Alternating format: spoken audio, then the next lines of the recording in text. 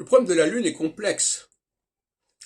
Pourquoi est-ce que Jean-Pierre Nicolas a intégré dans son groupe R du RET le Soleil, Mercure et Vénus, et non pas la Lune, Mercure et Vénus?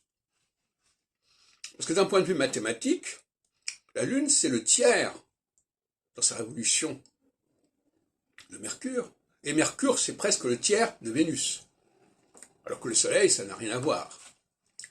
Donc, pour moi, la Lune a beaucoup plus de légitimité à se retrouver dans le groupe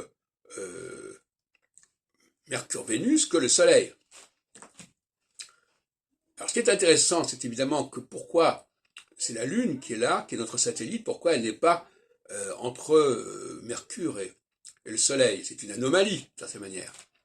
C'est une anomalie qui nous donne des lumières sur la conception même du système solaire. À mon avis, ce système solaire, c'est quelque chose d'artificiel, c'est pas quelque chose de naturel, le système solaire pour moi. Quelque chose qui a été élaboré, qui a été pensé d'une certaine manière.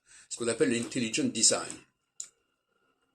Et une raison pour laquelle la Lune n'est pas entre Mercure et le Soleil, c'est que entre Mercure et le Soleil, elle serait extrêmement proche du Soleil, et donc elle serait brûlée. Il y a d'ailleurs eu le débat sur l'intramercuriel, l'objet d'escarbot, etc., et Einstein qui a montré que, etc. Mais en réalité, la Lune, c'est Mercure. C'est ce qui va après Mercure. Mercure fait à peu près 3 fois la vitesse de la Lune. Donc ça, c'est quand même tout à fait intéressant. Alors que le Soleil, finalement, il faudrait le mettre à part.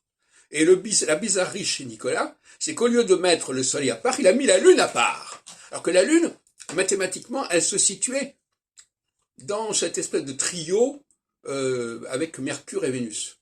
C'est une erreur grave.